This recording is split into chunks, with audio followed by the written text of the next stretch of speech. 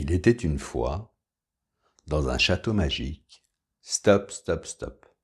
Ok, le dragon, les chenilles, les papillons, les élèves-chœurs, les fées et les druides, c'est bien gentil. Mais l'amour est un sujet sérieux. Ok, c'est une jolie déco, mais c'est pas l'essentiel. La première question qu'on peut me poser, c'est pourquoi j'ai appelé ma présentation un conte de fées. J'ai appelé ça un conte de fées parce que on rend compte des fées. Dans cette optique, j'ai envie de vous dire que le plus important en amour, c'est l'expérience. L'expérience. En général, elle est transmise de mère en fille ou de père en fils. Ou bien alors elle est apprise tout au long de sa vie, avec beaucoup de leçons et des leçons difficiles à apprendre et surtout difficiles à digérer. Ça, c'est l'expérience. Je me pose toujours deux questions quand il m'arrive quelque chose, quand j'ai vécu quelque chose de positif ou de positif, parce qu'il n'y a rien de négatif dans la vie. Il n'y a rien de négatif parce que justement, on en tire de l'expérience. Donc je disais, je me pose toujours deux questions. C'est la première, pourquoi ? Pourquoi est-ce que j'ai vécu ça ? Et la seconde, comment ? Comment est-ce que j'ai vécu cette histoire ? Ou comment j'ai vécu cette histoire ? Une fois que je me suis posé ces questions, j'ai mes réponses. Par contre, attention, votre histoire a un début, un milieu et une fin. N'allez pas prendre la fin de l'histoire, ce qui n'allait pas, ce qui n'allait plus. Non, c'est pas là que le problème est. Le problème est le début. Enfin, le problème est dans le début de l'histoire. Ce moment magique où vous avez rencontré cette personne, ce moment magique où vous êtes tombée amoureuse de cette personne, où vous êtes parti corps et âme, avec tout votre courage, votre volonté. Vous avez été vers un homme et vous avez vu que sa face lumineuse, un peu comme quand on regarde la lune. Mais il y a une face cachée. Et cette face cachée, malheureusement, vous l'avez vécue à la fin de votre histoire. Parce que c'est quand on quitte une personne qu'on sait réellement à qui on a affaire. Parce qu'on ne juge pas un homme à ce qu'il dit, mais à ce qu'il fait. Donc posez-vous la question pourquoi et comment au début de votre histoire, de façon à ne pas retomber dans le même piège, de façon à ne pas prendre le même chemin. Parce que si vous avez retenu la leçon, le problème ne se représentera plus. A contrario, si vous n'avez pas appris la leçon, vous allez rentrer dans ce qu'on appelle les schémas répétitifs. Donc, tout ça pour vous dire que ce qui est important, c'est l'expérience, rendre compte des faits. Conte de fées, c'est ce que je vous propose aujourd'hui. Au sein de l'école du Château de l'Amour, nous avons 3 types d'élèves-chœurs. On va commencer par les chenilles.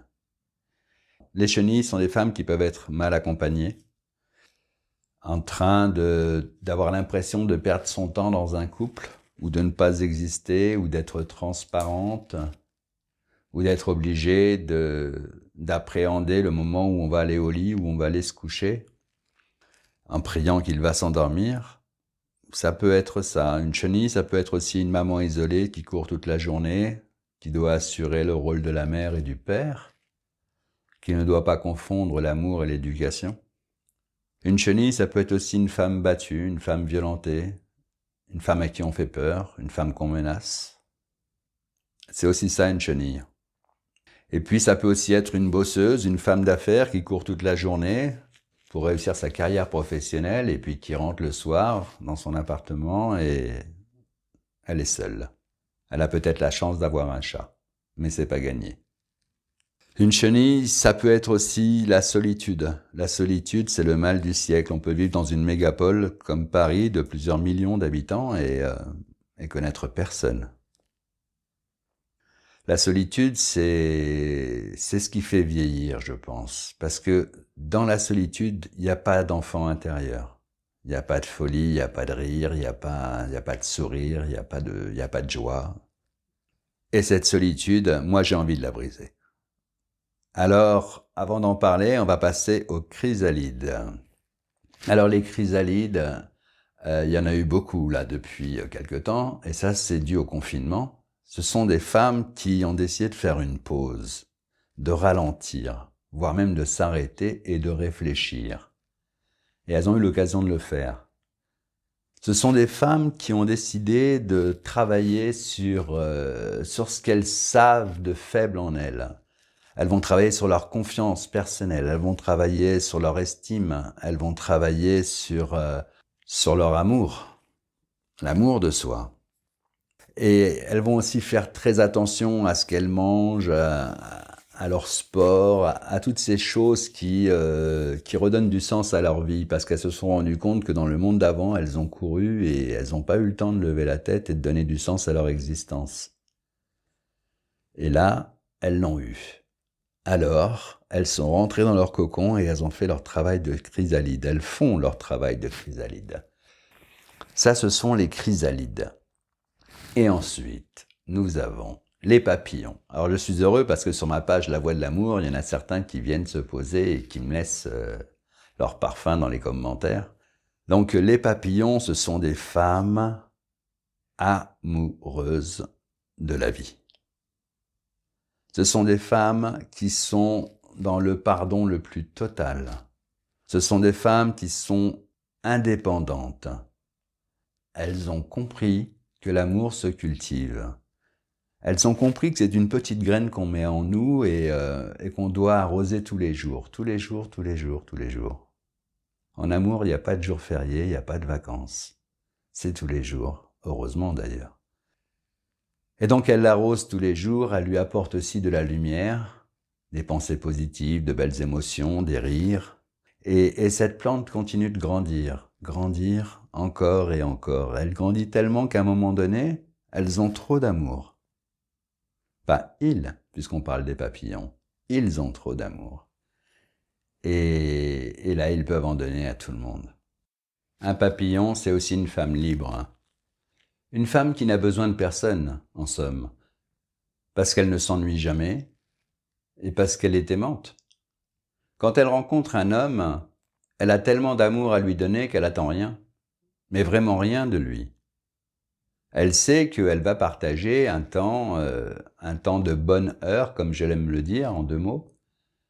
Donc du bonheur avec son nouveau compagnon, mais hormis cela, elle n'attend rien de lui, elle n'a pas de vide à combler. Il n'y a pas quelque chose à remplir en elle ou quelque chose à les soigner. Elle ne va pas chercher un homme pour ça. Parce que le problème qu'on rencontre aujourd'hui, c'est ça. On va chercher chez l'autre quelque chose qui va nous nourrir, quelque chose qui va nous combler, quelque chose qui va faire en sorte qu'on va être une nouvelle personne. Quand on est amoureux, on n'est plus du tout le même, hein. On ne dégage pas les mêmes énergies, on est joyeux, on est heureux, on est un petit cabri, on fait des sauts partout. Oui, ça, c'est puis ce désir charnel, comme on l'avait oublié, qui revient en surface, et qui revient comme un boomerang. Et on a envie de faire l'amour 4 fois par jour. Oui, c'est vrai. Mais le problème, c'est que quand la personne part, parce qu'un jour elle va partir, que ce soit demain ou que ce soit à la fin de votre vie, enfin à la fin de la sienne surtout, parce que personne n'est immortel. Donc elle finira par s'arrêter cette histoire. Il y aura une rupture de présence, il y aura une rupture de conversation, il y aura une rupture visuelle, il y en aura même encore d'autres, des ruptures, mais voilà, c'est comme ça. On sait qu'on va mourir, on va pas pleurer tous les jours en se disant je vais mourir, je vais mourir, je vais mourir, parce que sinon c'est clair qu'on va mourir, mais encore plus vite. Non, au contraire, on vit chaque jour comme si c'était le dernier, parce que c'est peut-être le dernier. Et c'est pour ça qu'on appelle ça le présent, c'est parce que c'est un cadeau. Ça, c'est ma philosophie de l'amour, c'est ma philosophie de la vie. Dans un couple, c'est la même chose. Vous savez que l'histoire un jour prendra fin, alors vivez chaque jour comme si c'était le dernier, vous allez voir que votre vie de couple va changer. Forcément. Embrassez-le comme si c'était la dernière fois, faites-lui l'amour comme si c'était la dernière fois. Partagez les choses avec lui comme si c'était la dernière fois que vous le faites. Et vous allez voir que là, votre histoire, elle va prendre un autre chemin. Elle va grandir, elle va s'élever, et il y aura 2 gagnants au bout du compte. Vous et votre compagnon. Revenons aux papillons. Elle n'attend rien de lui. Elle attend rien du tout. Il va lui donner de l'amour. Bien évidemment, il y aura un partage entre les deux, et chacun donnera de l'amour à l'autre. Et d'ailleurs, en règle générale, quand on est dans ce genre d'amour, on tombe amoureux d'une personne qui vibre sur la même fréquence. Donc elle va partager de l'amour avec lui, mais comme je le disais, elle n'a pas de vide à combler, elle n'a pas de blessure à soigner. Parce que le problème est là, c'est que quand on rencontre une personne qui vient combler ce vide, qui vient soigner vos blessures, c'est génial. Mais le jour où il s'en va, il laisse derrière lui un trou béant. Et toutes vos blessures se déchirent les unes derrière les autres. Et elles vous font encore plus mal qu'avant parce que elles vous rappellent ces émotions que vous avez vécues, peut-être enfant ou peut-être plus tard, mais ça revient. Alors que quand on est dans l'amour divin, quand on est dans l'amour inconditionnel, quand la personne s'en va, elle ne laisse pas un vide derrière elle. Bien au contraire. Et quand elle s'en va, on lui donne notre bénédiction.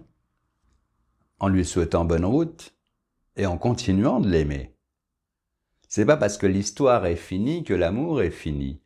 Beaucoup de gens souffrent parce qu'ils aiment encore. Ils se le reprochent. Non, non. Acceptez d'aimer une personne qui n'est pas faite pour vous. Acceptez de l'aimer, mais surtout n'acceptez pas de vivre par procuration. Ne continuez pas à la fréquenter. Si c'est une personne toxique ou une personne qui vous a fait souffrir ou une personne qui est mauvaise. Cela étant, les papillons ne souffrent pas d'une fin de relation. Ils ne connaissent plus la souffrance en amour. Ils ont compris. Donc dans ce château, nous allons avoir 3 types d'élèves-cœurs. Les chenilles, les chrysalides et les papillons. Beaucoup de choses à vous apporter, beaucoup d'expérience, beaucoup d'expertise, et puis des méthodes aussi, des actions à mettre en place pour que les choses changent. Alors comment faire pour réussir une transformation ? Pour cela, je vais mettre à votre disposition des chaudrons. Et oui, on retourne faire de la popote. Les chaudrons, ce sont des sujets. Donc il y a plusieurs problématiques qu'on va étudier une fois par semaine, du lundi au vendredi. On va travailler sur la rupture, la rencontre, la jalousie, la peur de l'abandon, la sexualité ou le relationnel amoureux par exemple. Nous allons partager des textes, des poèmes, des points de vue, des expériences aussi, de façon à pouvoir en ressortir peut-être des questions auxquelles on apportera des réponses. À la fin de la semaine, c'est un feu de camp. Un feu de camp, c'est un événement. Ça peut être un live, ça peut être un atelier, ça peut être une conférence, ça peut être un webinaire. Voilà, il y a plusieurs façons de mettre en place des feux de camp. Et donc, en fin de semaine, je ferai un podcast où je reprendrai les posts qui ont été mis, les réflexions qui ont été faites, les questions qui ont été posées, et j'apporterai, moi, mon expertise, mon expérience et ma façon de voir les choses pour qu'on fasse bien le tour du sujet. Et surtout, les pièges à éviter dans certains sujets. Ce n'est pas tout. Toujours en termes de feu de camp, une fois par mois, je ferai cette fois-ci un webinaire, donc un live, où là, on parlera des 4 derniers chaudrons qu'on aura étudiés. Et puis ensuite, on passera au jeu des questions-réponses, où je prendrai plaisir à répondre à toutes les questions que vous me poserez. Enfin, j'essaierai de répondre à toutes les questions. Je ne sais pas combien il y aura de questions à ce jour. Je suis conscient que plusieurs d'entre vous ont des problématiques différentes. Certaines veulent rencontrer quelqu'un, certaines veulent quitter quelqu'un, certaines veulent s'aimer. Voilà, vous avez toute une recherche différente. Donc, j'ai décidé de créer, rien que pour vous, des coffres au trésor. Et dans les 10 coffres que je vais vous présenter, vous pourrez en choisir un, celui qui vous convient le mieux, et vous le recevrez une fois qu'il sera mis en ligne. C'est ma façon à moi de mettre en place un endroit beaucoup plus structuré, parce que sur une page Facebook, c'est impossible. Par contre, dans un groupe Facebook, c'est beaucoup plus simple, parce qu'on peut mieux structurer le groupe. Et on peut mieux travailler sur des thématiques sans partir dans tous les sens. Et ça, c'est important pour moi et c'est important pour vous. Dans ce château, il y a un dragon. C'est moi, Yaya. Mon rôle premier, c'est de faire en sorte de sécuriser l'endroit. pour empêcher toute personne négative d'y rentrer ou d'y rester. J'ai grandi dans un système matriarcal, j'ai grandi sur Vénus, avec principalement que des femmes, elles m'ont tout appris. À 5 ans, j'étais debout sur une chaise à faire une vaisselle, à 10 ans, je savais coudre un bouton, à 12 ans, je savais déjà faire le ménage, à 14, cuisiner, et à 16, repasser mes chemises. Ce qui a fait de moi un homme totalement indépendant. Et ça, je le dois à mes sœurs, mais c'est pas tout, elles m'ont appris à m'habiller, à danser, à parler aux femmes, et surtout, à les écouter pour mieux les comprendre. Ensuite, j'ai été danseur professionnel pendant 2 ans. C'était génial quand on faisait beaucoup de contrats, on mangeait au restaurant. Par contre, quand on en faisait peu, on se partageait un sandwich. Pour se lancer dans la vie active, c'était pas génial, donc je suis rentré dans la marine. Et là, j'ai eu la chance de faire 7 merveilleux voyages. De là, ça m'a donné l'envie de rentrer dans le tourisme, ce que j'ai fait et j'y ai fait carrière. J'ai commencé dans l'animation. Aujourd'hui, j'ai envie de rendre hommage à tous les animateurs, à toutes ces personnes qui sont capables de créer de l'ambiance, de créer une vie, à ces personnes qui sont capables de rendre les gens heureux. C'est ce que j'ai fait pratiquement pendant toute ma carrière. J'ai fait de la formation dans le tourisme, j'ai fait de la coordination d'hôtels à l'international.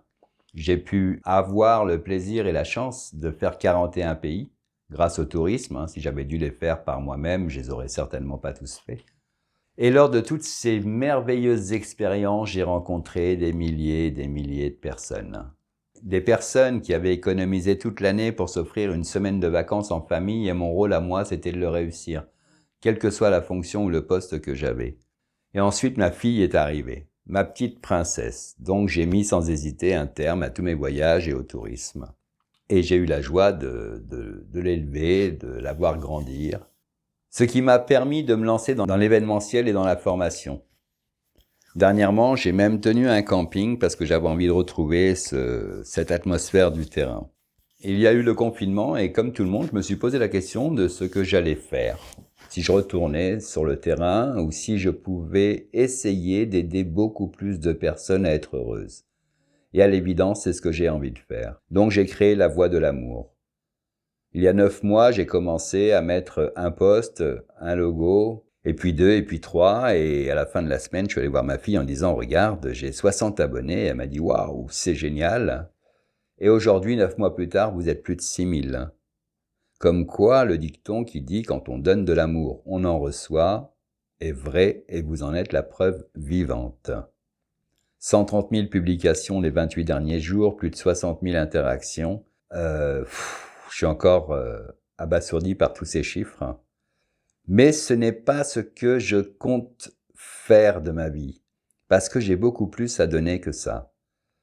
Ce que j'ai à donner, c'est toute mon expérience, toute mon expertise, tout mon savoir, que j'ai pas appris dans les livres, rassurez-vous.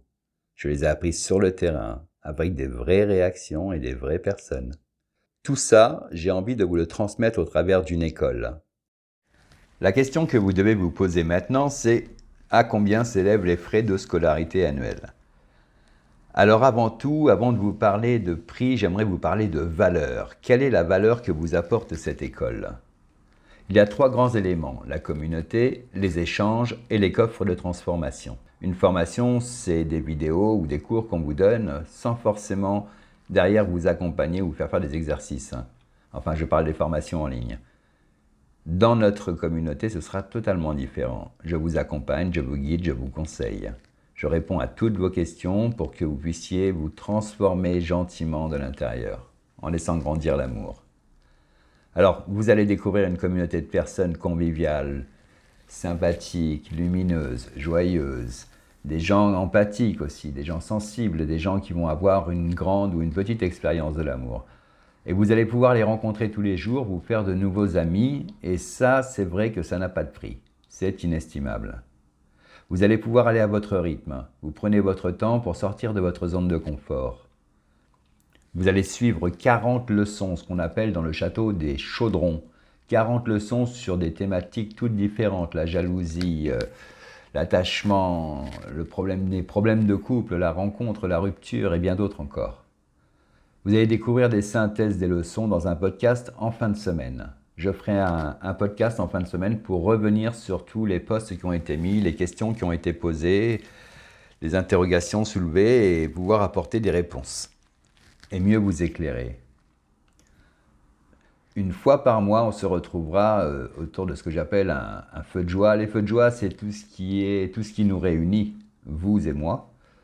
Donc là, ce sera un webinaire sur les 4 dernières leçons que nous avons vues et les grandes questions, les grandes synthèses, les grandes lignes qu'il faut en retenir. Et ensuite, ce sera des questions-réponses. Ça dure en général à peu près 2 heures, peut-être un peu plus. Et vous allez découvrir tous mes trucs, mes astuces, mes conseils, tout ce que la vie m'a appris dans le domaine de l'amour et les expertises que j'en ai faites depuis de nombreuses années. Et enfin, vous allez pouvoir disposer de coffres au trésor. Des coffres au trésor, c'est des coffres que je mets à votre disposition. Ils vont apparaître dans l'année scolaire en équation avec les cours, en adéquation plutôt avec les cours. Le cheminement de notre école, c'est bien chenille, chrysalide, papillon. Alors vous allez pouvoir ouvrir un coffre et vous servir. Dedans, vous allez trouver comment mieux gérer ses émotions, l'amour inconditionnel, la confiance en soi, l'estime de soi, se débarrasser de sa jalousie, se relever d'une rupture amoureuse, le relationnel du couple, la psychologie du couple. À la rencontre de l'être aimé, le savoir-être et le savoir-faire, les rapports toxiques dans votre vie, et pas seulement dans l'amour, pas seulement dans votre relation amoureuse, et puis savoir quitter une personne violente ou mettre un terme à une relation qui est une relation compliquée ou une relation qui vous fait stagner depuis de nombreuses années, vous avez l'impression de ne plus du tout avancer. Voilà ce que je vous propose dans l'école du Château de l'Amour. Je vais prendre tous les risques à votre place. Si au bout de ces 3 semaines de cours, vous n'êtes pas convaincu que l'école est faite pour vous, alors je vous rembourse intégralement sans aucun motif. Vous me faites un simple courriel yaya@lavoidelamour.com et je vous rembourse. Voilà, je pense que je vous ai tout dit. Il ne vous reste plus qu'une seule chose à faire, c'est cliquer sous la vidéo dans « Je réserve ma place », dans l'onglet « Je réserve ma place ». Et puis quant à moi, je suis heureux et pressé d'être au 10 octobre pour fêter cette rentrée avec vous et pour pouvoir enfin se mettre à travailler sur l'amour de soi, sur l'amour divin, sur l'amour inconditionnel. Je vous aime. Ciao, bye bye.